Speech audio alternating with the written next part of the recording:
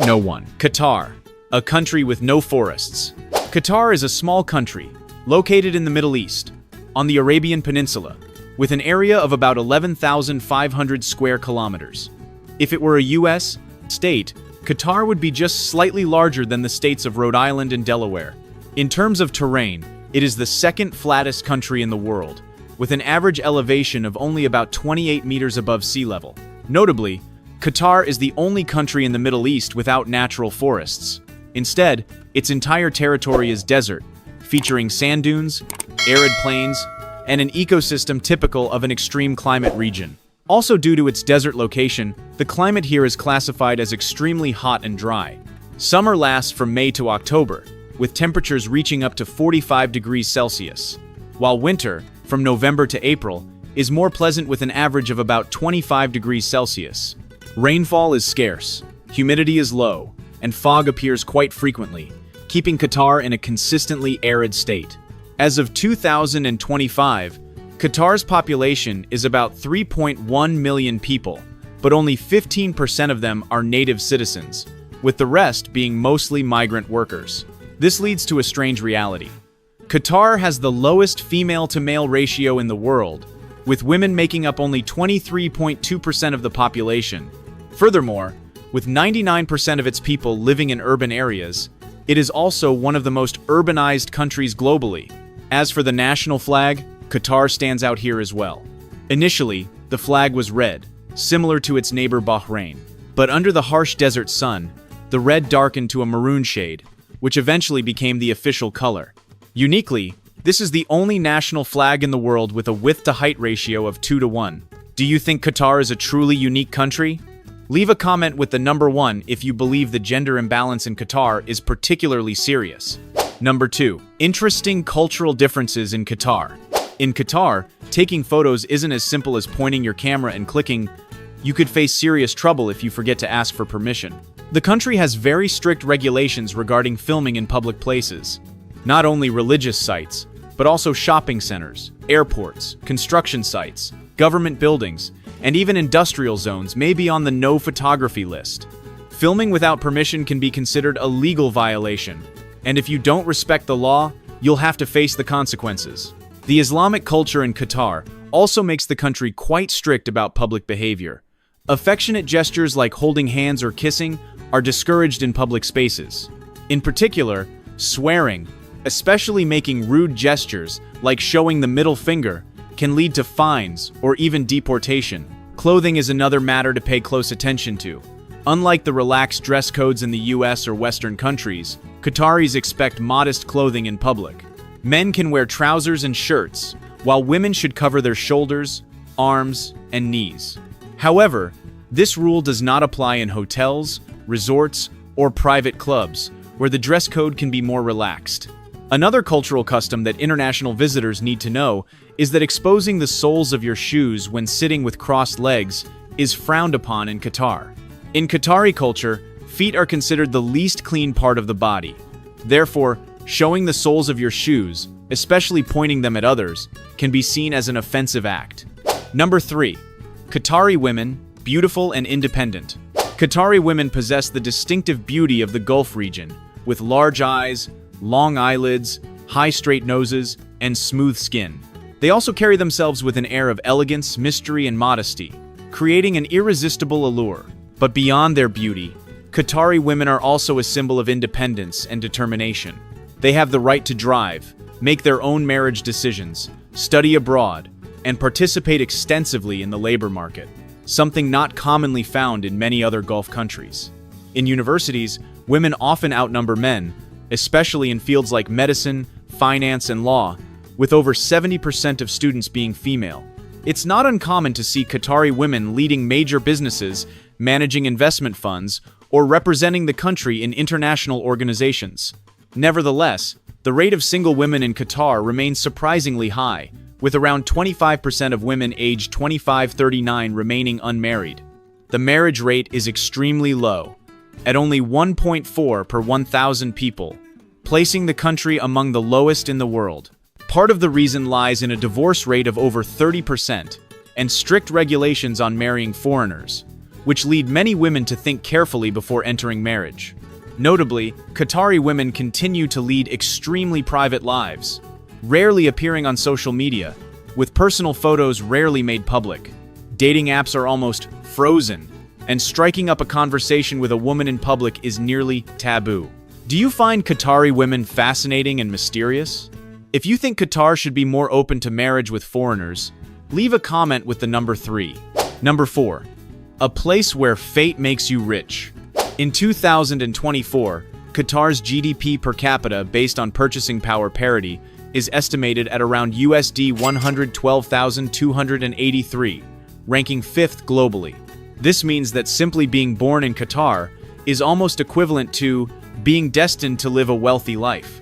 There's no income tax, no VAT for many years, and even fuel, electricity, water, healthcare, and education, all are either free or heavily subsidized. But it doesn't stop at being free. Qataris are actually paid by the state just to live. When they get married, they may receive housing from the government or be granted land for free. If they have children, additional support is provided.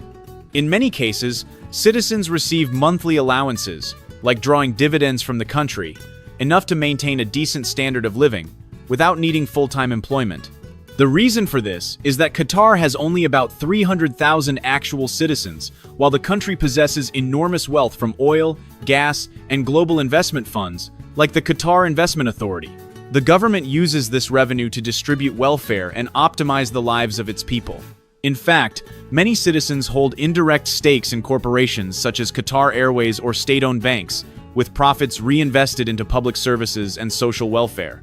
In other words, to be born is to have a share, no competition needed. However, this only applies to native Qataris.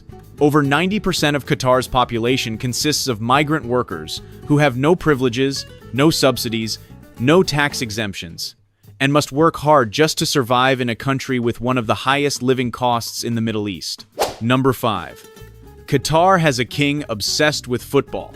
The Al Thani family has ruled Qatar for over 150 years, and remains the symbol of absolute power in the country. It all began in 1868, when Mohammed bin Thani became the first leader of the Qatari Peninsula. His son, Jassim bin Mohammed Al Thani, not only laid the foundation for the modern state of Qatar, but also led the people in resisting two major powers, the Ottomans and the British. This father of the nation had 56 children, and from then on, the Al Thani family has been the sole ruling dynasty of Qatar to this day. The current ruler is Emir Sheikh Tamim bin Hamad Al Thani, who ascended the throne in 2013 after his father abdicated. A graduate of the Royal Military Academy Sandhurst in the UK, Emir Tamim has 3 wives, 13 children, and a deep passion for football. That passion goes far beyond the stands when he was the one behind the acquisition of PSG through Qatar Sports Investments in 2011, turning the club into a powerhouse of European football. Qatar's football dream reached its peak in 2022, when it became the smallest country ever to host a World Cup. With costs soaring to USD 200 billion, Qatar shattered all previous spending records, compared to Russia's USD 11.6 billion for the 2018 World Cup and South Africa's USD 3.6 billion for the 2010 World Cup, and created a string of firsts. The first Arab nation to host the tournament, the first Winter World Cup, the first to use female referees, and the first carbon-neutral World Cup, powered by an 800-megawatt solar energy system. If you think the Qatari royal family are true big spenders when it comes to football, leave a comment with the number 5. Number 6. Qatar, the biggest landowner in London. Not only rich in resources, Qatar is also London's real estate tycoon. Through its investment arm, the Canary Wharf Group, Qatar is currently the largest real estate owner in the capital of the United Kingdom. Some shocking statistics reveal that Qatar owns more property in London than even the office of the Mayor of London, and 3 times more than the King of England.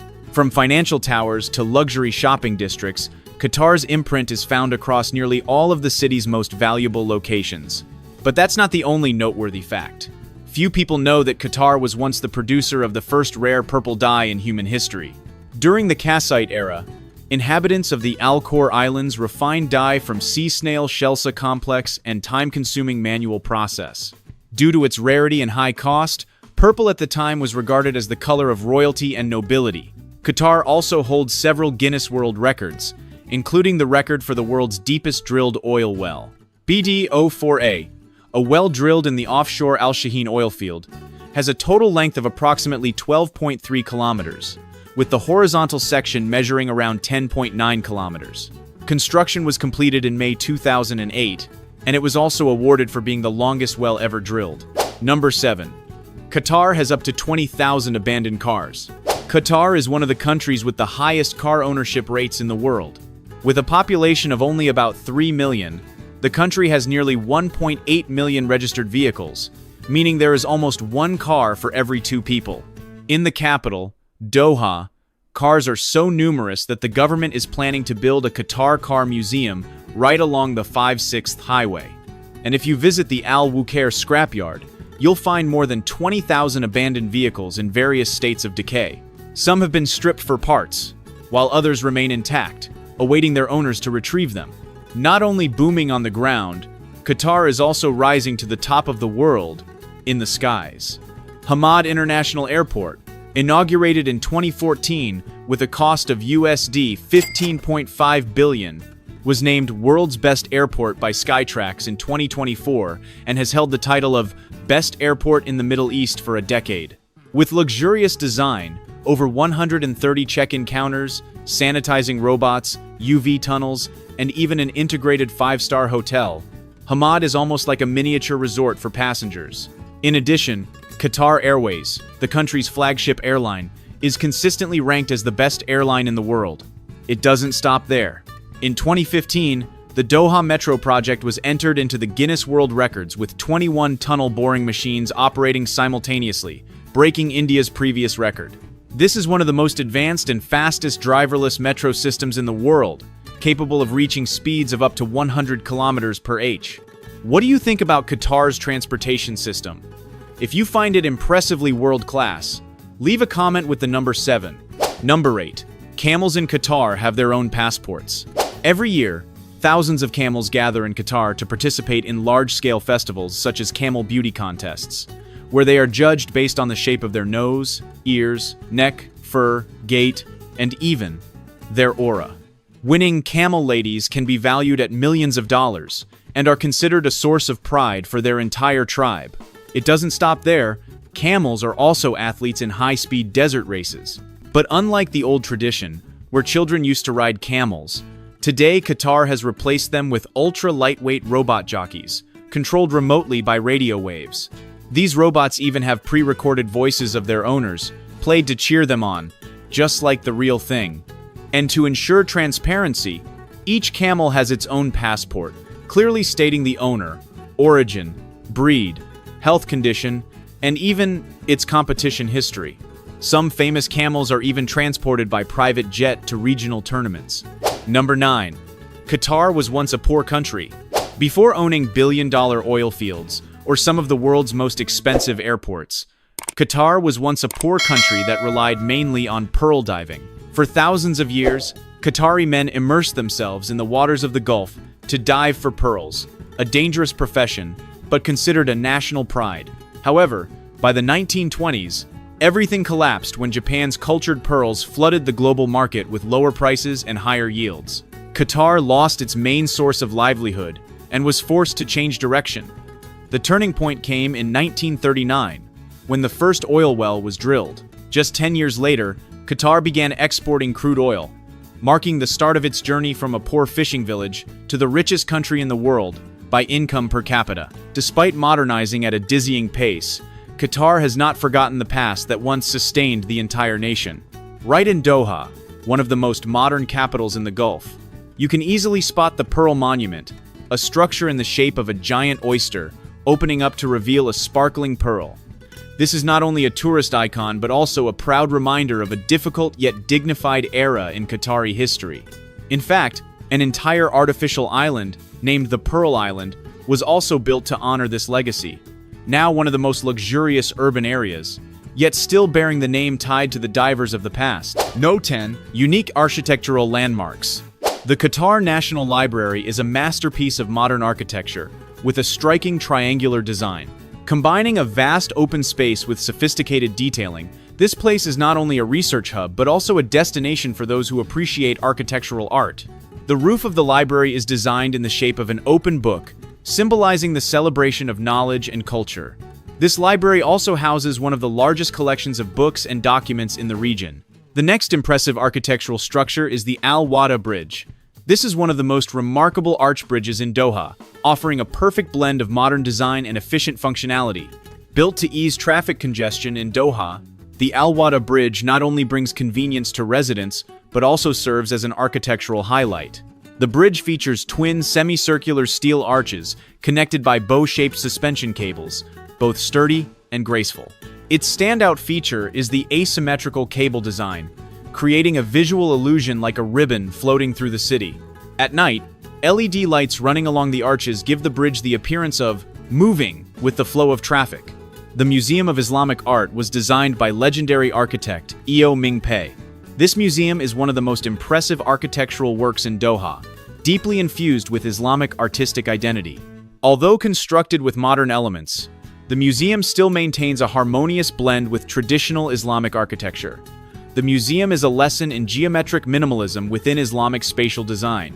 Stacked squares and prisms resemble the architecture of ancient mosques, yet embody a contemporary spirit. What makes it truly special is the way natural light is orchestrated through every slit and dome, creating a feeling that is both sacred and surreal. No 11. Tourist destinations you can't miss. If you could choose only one place to fully experience the soul of Qatari culture, it would undoubtedly be Qatari Village. Qatari Cultural Village is a top tourist destination and the cultural heart of Qatar. The Qatari Amphitheater, an architectural masterpiece, is a perfect blend of the Greek theater concept with distinctive Islamic elements. The village features a drama stage, halls, galleries, workshops, conferences, and an opera house where you can witness the Qatar Philharmonic Orchestra performing alongside renowned musicians. Qatari Masjid is one of the most beautiful mosques in the country, with magnificent architecture, inscriptions, mosaics, and mesmerizing handicrafts. Additionally, Qatar offers a delightful surprise for nature lovers. A meticulously maintained garden spanning 32,700 square meters, home to a wide variety of plants from around the world. Just a few minutes away from Qatar, you can take a stroll along the Doha Corniche, a 7-kilometer crescent-shaped waterfront promenade, hugging the Persian Gulf. This is one of the best free entertainment spots in Qatar, featuring a seaside walkway with panoramic views of the city's modern skyline. On the evenings of National Day and Sports Day celebrations, the Corniche lights up beautifully. It's also a great spot for picnics and outdoor games with family or friends. You can enjoy lush greenery and stunning flora at Al Daphne Park. The Corniche features the Pearl Monument at the entrance to the Dow Harbor. This iconic structure is one of the most photographed landmarks in the city. At the southern end of the Doha Corniche, you'll find the Museum of Islamic Art, MIA. Just beyond the southern edge lies the National Museum of Qatar, shaped like a desert rose, showcasing the nation's rich history. And you definitely shouldn't miss the chance to visit this incredible site, completely free of charge. If you want to immerse yourself in traditional life, head to Souk Waqif, the oldest market in Doha, Qatar. This traditional market feels like a maze, where you can find everything from spices and handicrafts to diamonds and designer products from luxury brands, all in one place. Shopping here is certainly fun, but you can also learn about falconry, see horses and camels in their stables, and witness various forms of international and Islamic art at the Souk Waqif Art Center, all completely free, with the aroma of spices surrounding you. Street performances during Eid celebrations are also quite popular here, offering you a lively experience at no cost. Which place would you most like to visit in Qatar? Leave a comment with your choice below. Number 12. Coffee culture in Qatar. In Qatar, coffee is not just a drink but a part of social etiquette. It is served in a small metal cup without a handle, and only filled about 3/4 full to prevent burns when holding it. But more important is the limit. If you drink more than 3 cups of coffee in a single sitting, it is considered impolite. 3 cups symbolize sufficient hospitality, while more than that may be seen as greedy or lacking in restraint, a serious faux pas in Gulf social customs. However, the most popular drink in Qatar today is not coffee, but karak tea, a milk tea variation with Indian flavors. Introduced by the Indian and Pakistani communities in the 1950s, Qarak is a blend of black tea, milk, sugar, and cardamom, sometimes with added cinnamon, cloves, or ginger. Originally just a habit among immigrants, Qarak quickly won over the hearts of locals with its rich flavor, low cost, and ease of preparation. Today, it's common to see Qataris holding a cup of Qarak on the street, at gas stations, or right before work, as an essential part of daily life. Number 13. Qatar and its unique cuisine. If you visit Qatar, one of the dishes you're almost certain to encounter at every celebration is makbous. This rice dish is made from basmati rice, cooked with chicken, beef, lamb, or sometimes seafood. The soul of makbous lies in its delicate blend of spices such as cardamom, cinnamon, turmeric, and nutmeg. Everything is slow-cooked, so the flavors infuse each grain of rice, creating a dish that is both rich and fragrant, unforgettable for anyone who tries it. During the month of Ramadan, Qataris often enjoy haris, a special porridge made by simmering crushed wheat and meat for hours. With a creamy texture and subtle yet nourishing flavor, this dish becomes a favorite choice for dinner after a day of fasting. It may not be elaborate in appearance, but its simplicity and warmth evoke a sense of closeness and family bonding. A rather surprising dish for many visitors is madruba. Rice is cooked down with milk, butter, and ripe bananas until it becomes as smooth as porridge, then served with chicken or fish. The combination of the banana's mild sweetness, the richness of the milk, and the savory touch of the meat creates a unique flavor harmony that many are hesitant to try at first, but soon find they can't stop eating. Finally, to end the meal on a sweet note, you can't miss lukaimat. These deep-fried dough balls are crispy on the outside, soft on the inside, and drizzled with date syrup or rosewater syrup. Each little piece is like a Middle Eastern version of a donut, simple yet addictive. This dish is especially popular during festivals, particularly in the month of Ramadan. Which dish would you most like to try in Qatar? Comment below with the one you're most excited to discover. Number 14. Fascinating festivals in Qatar. In Qatar, there's a race without jockeys that still brings thousands of spectators to their feet like an F1 event. The camel races at Al Shahaniya. Each camel is trained like a professional athlete, and what surprises many is the tiny robots mounted on their backs in place of human riders.